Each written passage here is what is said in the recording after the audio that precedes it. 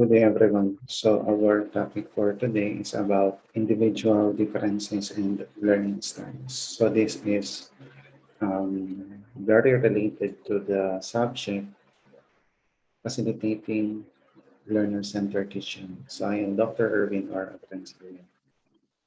So for our learning outcomes for this um, lesson, explain individual differences, identify the different learning styles, and analyze lesson plans based on the category of learning styles. So for the lesson outline, so first is we are going to discuss approaches to individual differences. And second is we will be talking about the types or elements of learning styles. So individual differences are related to the learning style. So let us talk about the different approaches for dealing with individual differences among students. So as we all know that every individual is unique. So if you have, let's say if you have 50 students, then therefore you have 50 individuals and you have 50 different individuals. So what are the different approaches that we can use in order to deal with them? So as teachers, we should know how to deal with our students. So first is develop events instruction that take into account individual differences. So when we speak of events of instruction, we are talking about the different learning activities that we can give to our students. So that means in every lesson that we are going to share with them, or for every competency that we would like them to learn. So there should be different learning activities. So it's not only one, not only two, but different um, learning activities that is focusing on the individual differences. So that means that there are different activities that will target their individual differences. The second one is to provide some sort of grouping in order to reduce or accommodate the variability with respect to student background, achievement, ability, or some other characteristics. So as I mentioned a while ago, let's say you have 50 or 40 students, then therefore you have 40 or 50 individual, then there are individual differences. So they have different backgrounds, they have different cultures, they have different religion, they have different abilities and characteristics. So it is okay to group them, no? But you have to take into account in groupings the different factors such as is the grouping heterogeneous or is it a homogeneous group? Is there a fast learner in the group, a slow learner in the group? Different individuals, different abilities. No, so in our sectioning today, in the current educational system that we have, so we are no longer using the homogeneous groupings of sections. So before there is section one, if you're section one, then your it belongs to the bright ones, and then two, three, four up to the last sections. But in the current educational system that we have, we do not do that. So ours is inclusive education. So disregarding all the different backgrounds, so everyone are enjoined in a class. So you have to plan this out. This could be done prior to the activity. It's better to do this prior to the activity than the on-the-spot groupings, because in the on-the-spot groupings, you might experience difficulty in selecting who will be the who will be grouped. No, what categories you are going to use. So it's difficult to just tell them to count one to five, and then all the number one will become group one, two, three, four, and five, and so on, because you have to consider the different backgrounds of the students. So the last one is to modify the conditions within which instruction is taking place. So when we speak of modify the conditions, So there are different conditions, like for example, you may look into the physical condition, like the ventilation, is the area well lighted, is it spacious, no? So there are different conditions. And this is also connected to the learning style that we are going to talk a little later, about these conditions. Okay, so let us now proceed to what is a learning style. So learning style is connected to individual differences, simply because each individual has its own learning style. So that means one learning style of a student may not be the same as the learning style of other of his or her classmates. So the way, by definition, according to Dr. Rita Dunn of St. John's University, the way that he or she concentrates on, processes, internalizes, and remembers new and difficult information or skills. So that means, according to her, no. So that is how the individual or the learners accumulate information, accumulate knowledge and skills. And according to James Kiff, characteristic cognitive, affective, and physiological behaviors that serve as relatively stable indicators of how learners perceive, interact with, and respond to the learning environment. And with this definition, no, we can see that for each individual learner, we said before that they are different from one another. So even their learning style. So as teachers, um, when you have the background of this individual difference in learning style, then therefore you have to consider this in planning the curriculum, in implementing the curriculum, or even in the evaluation of the curriculum. So meaning to say that you have to consider all of this, all of these things before you can write a lesson plan, before you can implement that plan, or even during the evaluation of the learning.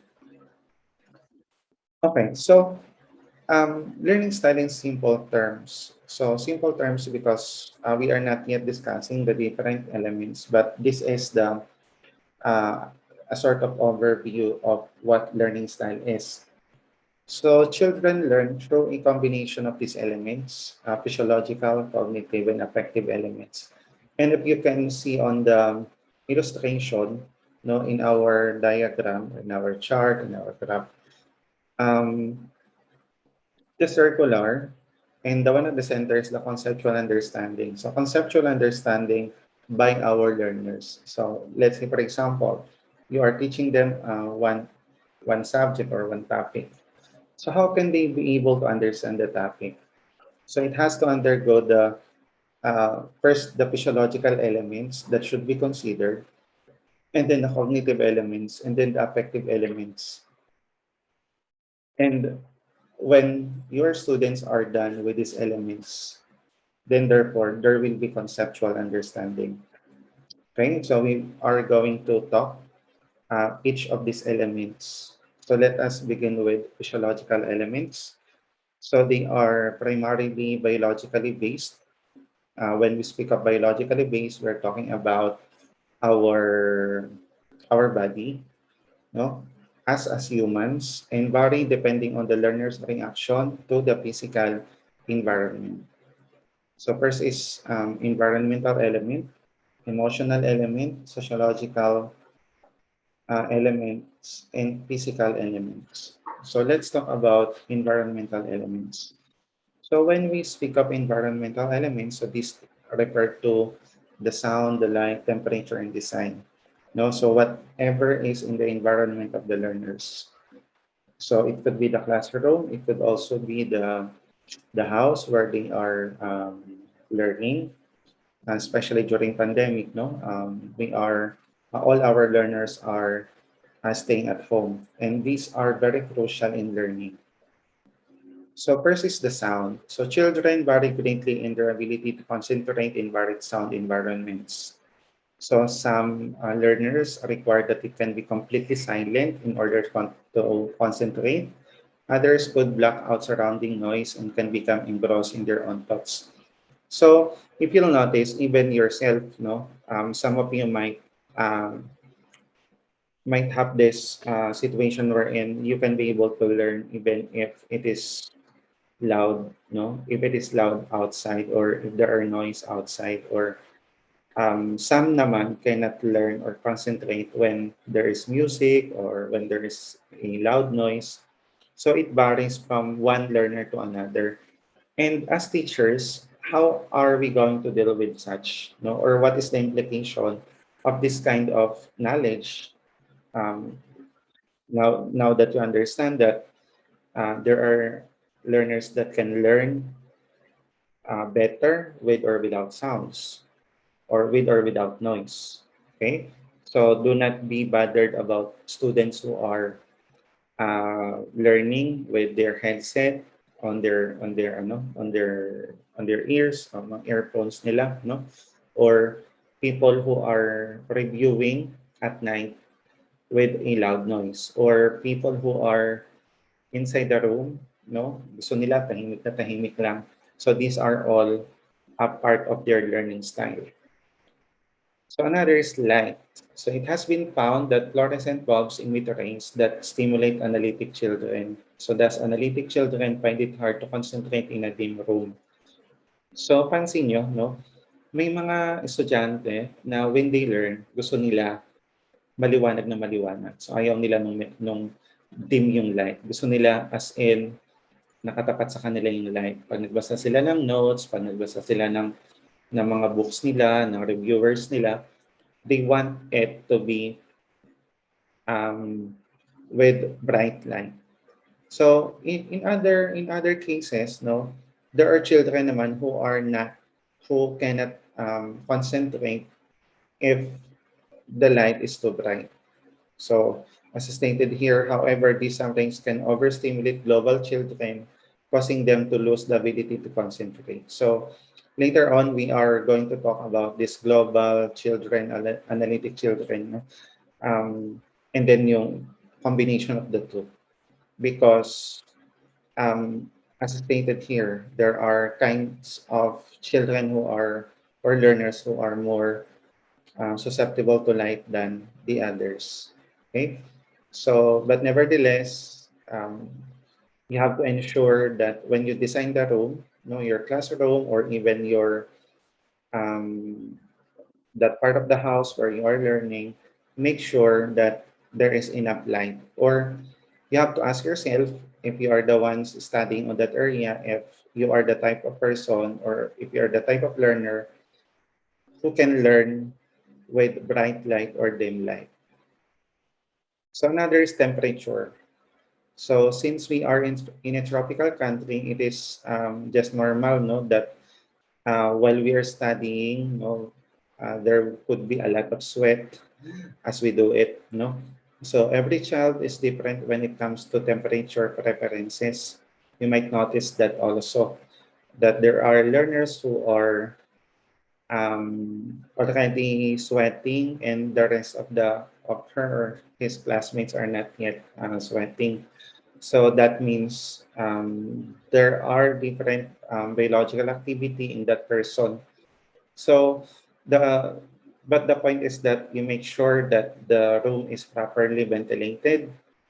So there are people who can be closer to the electric fan, or if the room is air conditioned. So that matters also, because there are students who can learn better if the temperature is a little bit cold or a little bit hot. So another one is the design. No, you will notice those who are teaching in elementary are used with the different designs, no, with flowers, with colors, no. But it is a bit opposite of that in the high school as well as in the college room, wherein it's just plain blackboard. Then seating arrangements are it's like as if you are going to take an exam. It is one seat apart, and there are little posting on the walls and so on and so forth. Opposite of that of the elementary, wherein there are flowers, there are a lot of posting in the wall. No, so as stated here, design in a classroom refers to the layout of the room in comparison to the physical needs of the children. So aside from the design, aside from the posting, from the color, it should respond also to the physical needs. Meaning to say, make sure that there are plenty of spaces or space wherein they can be able to move, wherein it is not crowded, and so on and so forth. So some children can be seated at a desk or table for an extended period of time, while other prefer standing or sitting on the floor. So don't mind students who are sitting on the floor, who are sitting on the table, though you have to discipline your students also, no, because it might also become a danger to them, especially if the room is crowded or if the floor is dirty, no. So, but however, if, you can also notice that there are students who are more into standing while listening than those. There are also who are used in sitting while listening. So that depends upon on the student. So yeah, so let us now look into the emotional elements. No? So we have here motivation, persistence, responsibility, and structure. So motivation is the achievement. Motivation and achievement are closely related. Well, of course, if a student is well motivated, then there is a high tendency of achieving success. So if children are not able to learn either because of their ability or the teachers, they tend to withdraw from what is happening in the classroom and become either negative or apathetic. So that means no, that it is crucial that the learners are properly motivated. So there are a lot of motivation that we can give them. It could be subject related, or it could be not. It could be as simple as you ask them to sing or to dance, or as long as you motivate them to study or to learn. Because when once the student failed to become motivated, so they will not be interested with the lesson that you are um, delivering to them. Then therefore, at the end of the day, they might not learn, no, because they lack motivation. So another one is persistence. So the element of persistence is both emotional and cognitive in nature. So it's both focusing on the emotion. It could also be about cognitive. No? So when certain students begin a task, they have a strong emotional need to complete the task. Pansin nyo, no? Even yourself, when there's a new task, andun yung drive that you have to finish the task. Okay? So there is a bond to complete the task. So this emotional desire to finish the assignment is distinctly different from the cognitive ability to remain focused on the task for the duration of the involvement. Okay, so that means that there should be consistency when it comes with the focus, no, in doing the task. So there are cases kasi that even if you are actually persistent in finishing the task, there could, and that is your emotion, but sometimes your skills may not allow you to do so. Perhaps let's say the learners may lack the skills in finishing the task, even if the learner is persistent in finishing the task, but the skills or the knowledge are both not enough for the learner to finish the task. So another one is responsibility. So these children follow through on assignments, finish them to the best of their ability, and do so many times without ongoing supervision. And that is the goal of learner-centered teaching. So lesser supervision, though we need to facilitate them, but students must be responsible with their own learning. So, however, many times children appear to be less responsible than they truly are. So, as we all know, no, especially in the pandemic times, it is very difficult to teach because it is more into independent learning. And I am sure that all of you are experiencing this. that it is difficult, no. But again, you have to motivate them that um, this is not a permanent situation, and there will come a time that when the pandemic is over, we can go back to the old normal kind of learning. So sometimes this is due to the child short attention span and desire to move on to something else. And actually, this is very timely, no, uh, in this kind of in this kind of learning, no, distance learning that we have. And just imagine, what if the learner has a short attention span? So when a learner has a short attention span, so they will skip the video. Let's say I am sending the video, and then the learner will just screenshot everything, and then they will no longer write or watch the video, and then they will just search the Google of the answers. No, because they have short attention span. And then plus factor pa is that they have a short attention span, and they would like to move on to something else because there are a lot of work. They would like to finish this task. They want to move on from this task to another task. Yun. So that's the conflict there. So another is structure, no? So some children need to know exactly what is expected of them before commencing on an activity. So you might notice this. Now, these students are those who always ask questions after the instruction. They would like to validate whether they understand the instruction, right? So sila yung magsatanong na, ibig sabihin po, ganito po ang gagawin. Ibig po ba sabihin, ito po ang magiging outcome. Ito po sabihin, ganito ang magiging itsura niya. So yung mga ganun, no? So, and that's okay because that's their emotional element, no? And others naman would like to create their own way. They will just listen to you in a short while, and then after that, you'll notice them na nagsisimula na silang gumawa ng kanila, even if you are not yet done finishing your explanation. So kasi sila naman yung type of student who would like to explore it on their own. No? As long as they know what will be the outcome, ayaw na nilang pakinggan yung kasunod. Ayaw na nilang pakinggan yung step-by-step process. Because they are planning and at the back of their mind on what are the things that they have to do in order to accomplish the task. And that's okay. So these differences are referred to as structural differences. So that's why as teachers, no, make sure that you are very aware of this kind of learning style. Kasi baka mamaya gusto mo uniform yung way ng pag-aaral nila, no?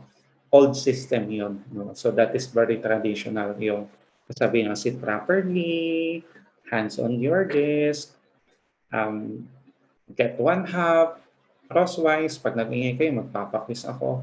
So that is very old, no? Napakaluma na ng mga gano'n. Hindi na 'yon ang uso. Okay? So we are now in a learner-centered teaching, okay? Wherein students are allowed to explore on their own. So another one is sociological elements. So individual sociological patterns vary greatly depending on a child's age and social experience. So yung edad niya, plus yung kanyang social experience. And as we all know, no, even if magkakaedad yan, magkakaiba naman yan ng social experiences. Some children learn better consistently in one way. Others learn better by varying the social context in which they learn. So that's why understanding our students would mean that we do not compare them to with one another. You cannot just say na, bakit ba siya kaya niyang tapusin? Bakit ikaw hindi mo to kayang tapusin? Diba? Bakit ba ito kaya niyang gawin? Bakit ikaw hindi mo kaya? Diba? So, hindi ganon. So, each individual is unique. Therefore, they have their own kind of development, 'di ba? Many times mapapansin mo na 'yan, no? In the social media, 'di ba? Madami ng ganyan kumakalat. Yung mga achievements in different age, no? Yung um, ano nga example ng maganda nito? Uh, Halimbawa, sabihin no, I'm Erwin, let's say 25 years old. Joke lang yun. 25 years old. May iPhone 13, di ba? Yung mga ganong achievement. Which is very applicable in this part, no? Kasi individual is unique. Therefore, kung unique tayo, may kanya-kanya tayong pattern of achievements. Perhaps hindi pa yun yung stage mo, no? Baka nandito ka pa lang sa stage na to, and that's okay. Okay? And as teachers, you should understand that. So these are the sociological elements. So self, that's the learner work best alone. So dapat tingnan mo dun sa klase mo, sino dito yung loner? Sino dito yung mas natututo ng solo lang siya? So you cannot impose to them na, oh, partner kayo, no? Hindi kaya, oh, join the group, no? If they can learn it better on their own way, that's okay. Or another element is by pair. So does the learner work best with someone else? So there are cases naman na hindi sila loner, ayaw din nila sa group, gusto nila ka-partner lang. Okay? So dapat yon makikita mo din siya. So peers, does the learner need the support of his or her peers in learning experience? So ito naman support, no? Pwedeng nagtatanong siya sa mga peers niya, no? Nagpapatulong siya kung paano ito gawin. Okay? Iba pa yung sa team. Right? So another one is team. Does the learner work best with a group? Okay, kasi yung sa peers asking lang for support. Pero ginagawa pa din niya na solo. May support lang. Dito naman sa team as an element, so does the learner work best with a group? So meron naman ganun, no? Hindi nila kayang gumawa ng sila lang or by pair lang. Pero kikita mo, mas nakaka-achieve sila kapag nasa group sila. Hindi dahil umaasa sila doon sa group, kundi the skills and their abilities, no, yung mga potential nila na ganun, mas nag-grow siya when they are in team. And there are also kind of students who are varied. So these are individuals or students who can do that in pair, in group, or even individually. Okay? So, these are the physical elements naman. So, perceptual, intake, time, and mobility.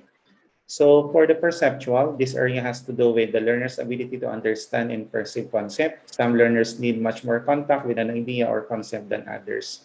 So, ito yung mga students na hindi pwedeng isang paliwanagan lang, hindi pwedeng isang tinginan lang. Like for example, you're asking them to observe something under the microscope. So sila yung mga estudyante na kailangan bumalik-balik sila sa pagtingin doon dahil kailangan nila ng mas madaming contact than others. Yung meron namang iba na isang tingin lang, okay, ito yun. Yung iba naman pabalik-balik. So you have to understand that hindi dahil makulit sila, kundi yun kasi yung nila, yung way nila to learn. Okay? So another one is intake. This I do not know. Baka kayo to, no? So they are the ones who are they can engage more when they are eating, when they are drinking, when they are smelling. Kapag yung buong senses nila gumagana. So, mas natututo sila. Di ba? Ito yung mga klase na tao, nag-review, kain-kain, no? Gumagawa ng assignment, inom ng juice, or gumagawa ng activity, may inaamoy-amoy na kung ano. So, yun. So, these are category known as intake. So, by involving as many of the senses as possible, the child is more likely to retain the information presented. So, pwede din naman na yung kinakain niya, iniinom or inaamoy is connected to the lesson. No? Halimbawa, sa mga TLE, no? Para maintindihan niya kung ano ang lasa nung dinidiscuss, dapat ay nalalasahan niya ng tunay na inom niya or naamoy niya. So, meaning, kailangan may experience niya yun muna before niya maintindihan. So another one is time. So time rhythms refer to the individual's optimum learning patterns based on the time of the day. So some learners retain much more in the evening and others are in the peak, in the morning. Ito yung mga ito naman yung anong time ba mas natututo sila. Okay? Kaya huwag kang magtataka, baka nga kayo, mas natututo kayo sa madaling araw. Pero may kaklase kayo na tulog ng madaling araw, gising naman sa gabi, kaya nilang tumagal hanggang 1:00, 2:00. Pero once na natulog na sila, huwag mo na silang abalahin kasi kahit gisingin mo sila at pagbasahin mo sila, hindi pa din nila yung matututunan.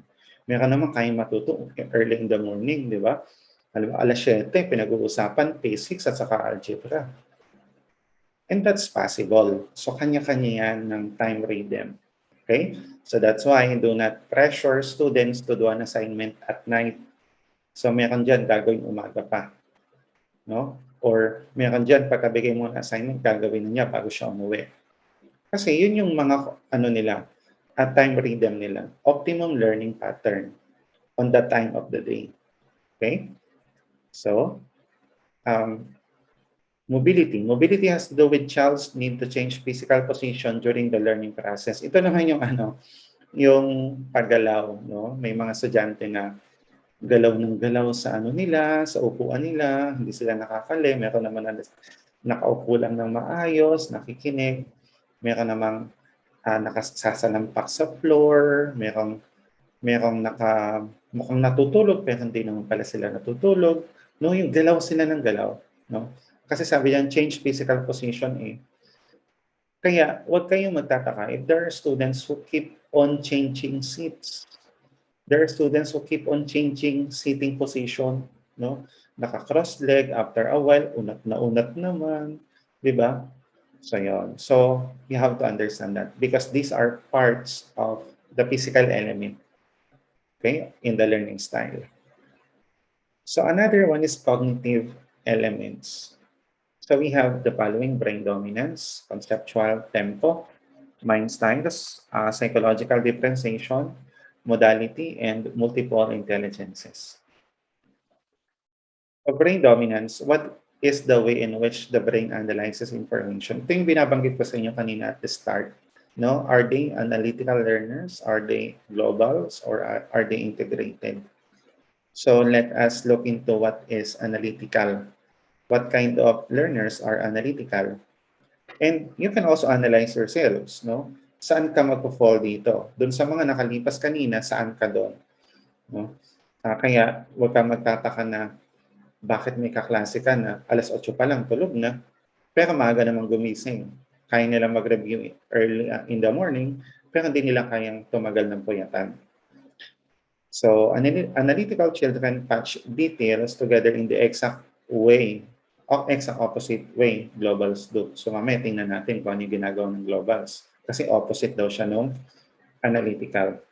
So, once a strongly analytic students begin a task, the student has a strong emotional compulsion to complete it. Ito yung excited na excited paggagawa ng isang task. No? Hindi nila tinitigilan hanggat hindi nila natatapos.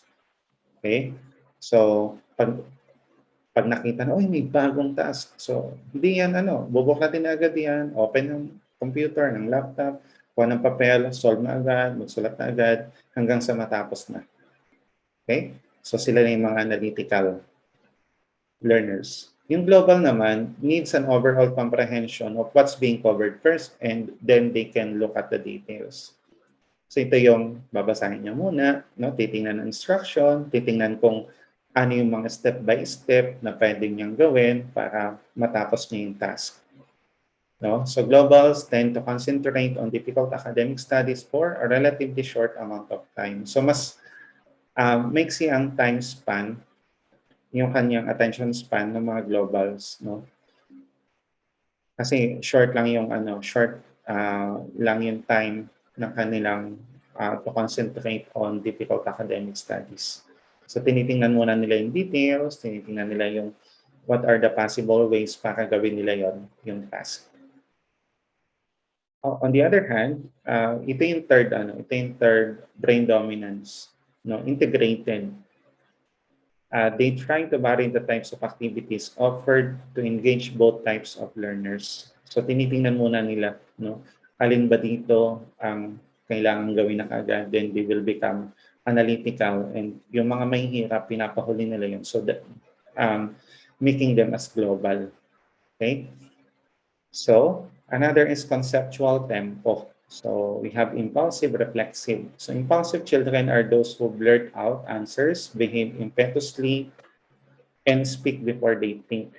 yung, alam mo yun, yung nagtanong ka, imik na agad, sir, ganito po. Tapos mali pala, di ba? Hindi muna sila nag-iisip. Okay? So, ano nga sila impulsive nga.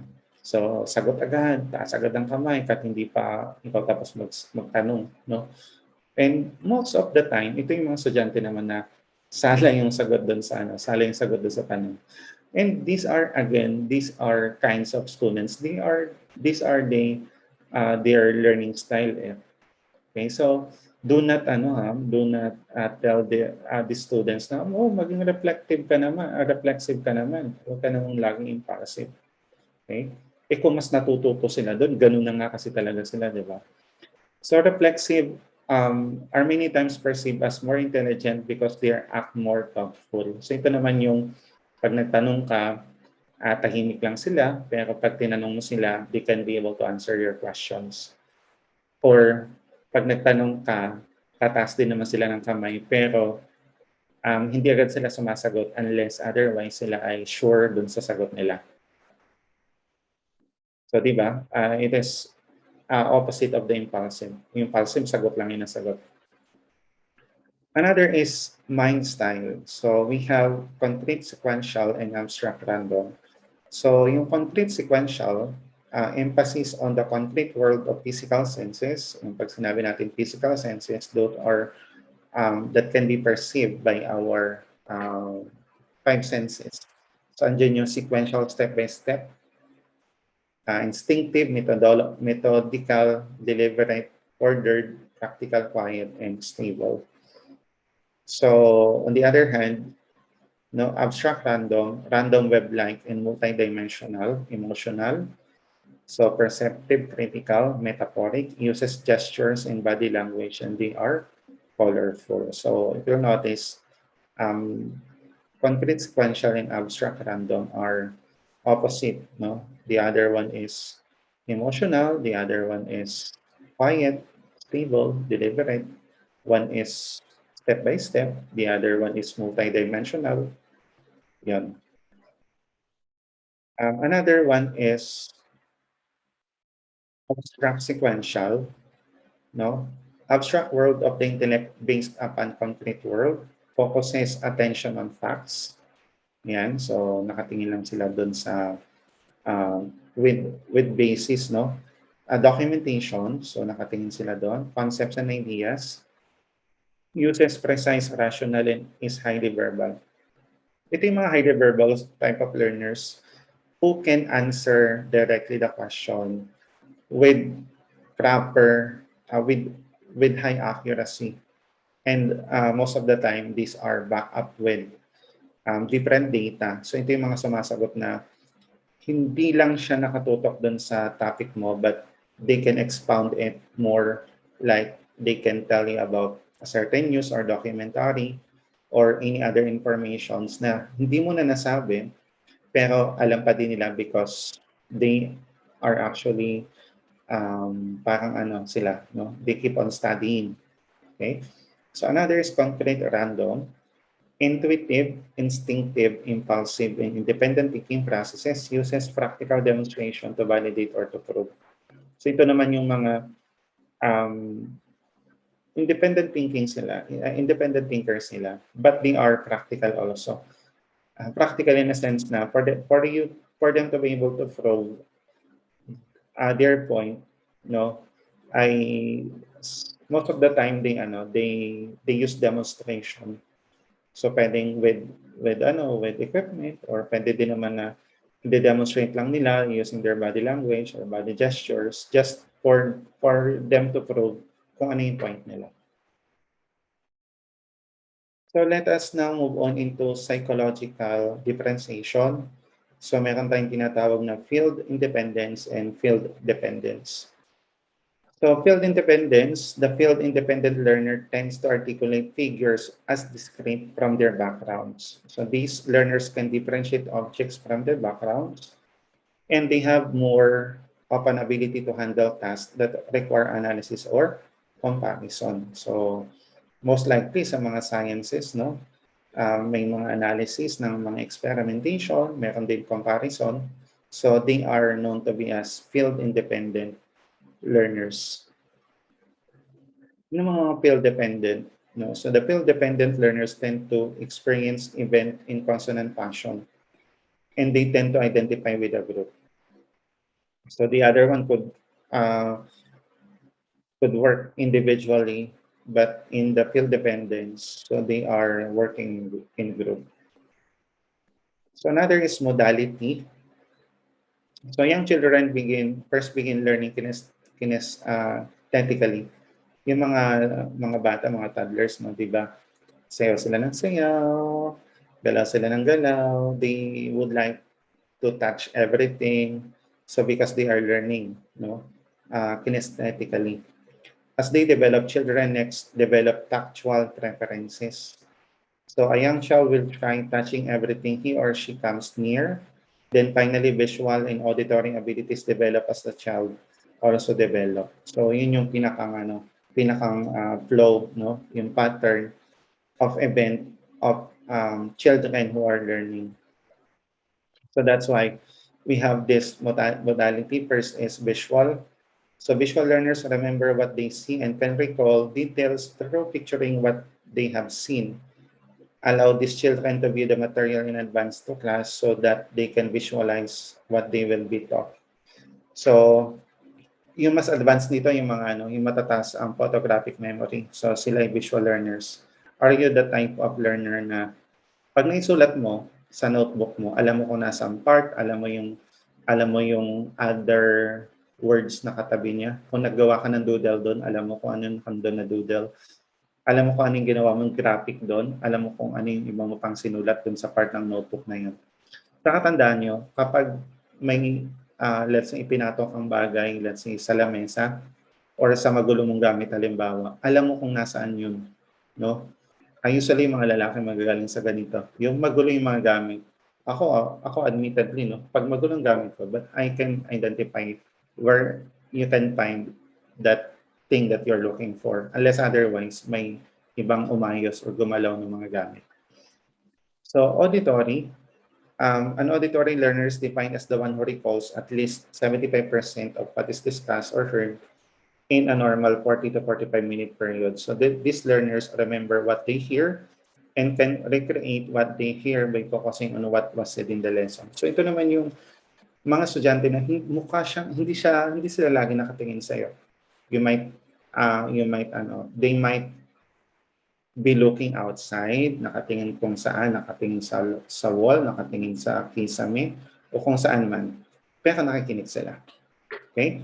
So you have to be observant kung alin sa mga estudyante mo yung visuals, alin sa kanilang auditory. Kasi yung mga visuals, dapat nilalagay mo sila sa unahan kasi dapat nakikita nila agad yung pinipresent mo. Yun naman mga auditory, as long as napapakinggan ka naman nila, okay lang yun. No? Kasi hindi naman nila kailangan yung picture, kailangan nila ay yung sounds. So there also are considered to be as tactile. So tactile learners use their fingers and hands while concentrating. Okay, so these children remember more easily if they are drawing, doodling, writing, or somehow using their fingers. Hand motions for songs, flip charts, flashcards, and puzzles. So yung mga kinder, di ba? Yung mga nasa elementary, kaya lagi ka nagpapadrawing, lagi kang, yung para matutunan yung kanta, kailangan ay may mga hand gestures, gumagamit sila ng flashcard, flip charts, and other things. Kaya madami silang pinapakita. Kasi yun yung best na natututo yung mga children natin. Another one is kinesthetic. So most children who have problems in traditional classroom settings are kinesthetic learners. Ayaw nila nung basta nakaupo lang. Ayaw nila nung basta nakikinig lang sila. And in the learner-centered teaching, itong mga to ginagamit natin. No? Yung may mga pa-dramatization, may pa-role play, may pa-kanta, may pa-sayaw. Mga kinesthetic yan. So ito yung mga learners na gusto nila lagi may ganap, gusto nila lagi may pa-performance teacher. Okay, so they often cannot remember too much of what they are shown or many specifics. They learn best by a combination of tactile and kinesthetic experiences. Okay? So these are, and of course, meron din naman integrated. So allow children to develop their own visual aids to help them learn. Give them the option to create for themselves the kinesthetic resources which would best benefit them in their learning experience. So pwede mo naman paghalo-haluin, no? Pwede mong tulungan na aside sa nakikinig, pwede nakikita mo din, pwede mo din i-demonstrate via your bodily kinesthetic skills. So let us move on to multiple intelligences. So I am sure that you are very much familiar with this. So it was a theory done by Howard Gardner. So he said that list continues to expand and evolve. Teachers find that drawing on different types of intelligences help students learn more and expand all areas of intelligences. So gone are the days na pag sinabi matalino, mataas ang IQ. Pag sinabing matalino, dapat hindi lang mataas ang IQ, mataas din ang EQ. Pag magaling ka lang sa basketball at bulo ka sa math, mahina kang tao. Noon yun, no? But because of multiple intelligences, pag magaling ka sa isang bagay, magaling ka na. So, hindi niya tinitingnan yung weakness mo, but tinitingnan niya yung kind of intelligence na meron ka. And as teachers, ito yung isa natin dapat tingnan with our students, to tap their full potentials. So these are the types of intelligences as well as the strength. First is logical mathematical, so they are very good in mathematics, mga problems, no? Spatial, they are very good in visualizing things. Bodily kinesthetic, hands-on activities, movement. Linguistic intelligence, they are very good in words. Musical, rhythm, sound patterns. There are also intrapersonal, analyzer of self. Kaya nilang identify ang kanilang strengths and weaknesses. Interpersonal are very good in communicating with others. Naturalistic, they have nature, no? So they analyze environment. And another is existentialist, which are very good in philosophical questions. So yun. So these are the different multiple intelligences. And one thing na kailangan natin gawin is when we give activities to our students, we make sure that as we give this to them, no, mata-target yung multiple intelligences as well as the learning style. Kaya nga, during the beginning of this discussion, I told you na when you give activities to your students, learning activities, hindi lang dapat isa, hindi lang dapat dalawa, hindi dapat madami. So, tapping individual learning strength. So, kailangan mo itap yung strength ng students mo. So, benefits include understanding student potential. So, pag naintindihan mo student potential, you can improve students' attitudes toward learning. Okay? So, di ba kadalasan pag may estudyante na ayaw matuto, it will not stop there. No? As teachers, kailangan intindihin ano ba ang kailangan gawin para ma-motivate siyang matuto. Ano ba yung dapat gawin? Baka mamaya nasisikipan siya sa room, baka mamaya malabo pala yung mata, baka mamaya mas gusto pala niya nagpe-perform, gusto niya leader siya. No? So madaming factors. And as teachers, you have to know them. So using varied teaching techniques draws on a wider range of students' strength. So kailangan ay gumamit ka ng different teaching strategies. Allowing more student choice allows students to draw on their strength. So dapat pag sinabi natin na allowing more student choice, there are different activities that they can choose from. And then they will tap kung alin talaga yung gusto nila. Helping individual learners, the teacher can help students find techniques that match their personal strength. Saka dito din, no, you have to match your teaching style with their learning style. Kasi tayo, meron din tayong teaching style. Nasa sayo, no? May kanya-kanya tayong teaching style. And ima-match mo yon dun sa kanila. Hindi sila yung magmamatch sa'yo. Kasi at the end of the day, tayo yung mag-a-adjust at hindi sila. So helping all learners, students can strengthen other learning techniques. So there are students who can learn better no kapag sila ay nagpapaliwanag sa kaklase nila. So dapat may kapartner sila, o dapat leader sila. Sabi nga natin, we cannot give what we do not have. So our students are like that also. So for them to be able to validate their learning, they should be able to explain that in their own words to their classmates. So teachers can incorporate tips and techniques for gaining skills into regular lessons. So reminders, explanation, examples, checklists, organizational aids. So madami, no? Madami tayong pwedeng gamitin for us to be able to utilize fully the learning style as well as the individual differences of our students. Okay, so that's it for this discussion. Thank you so much for listening. For the references, you can click this link. Thank you.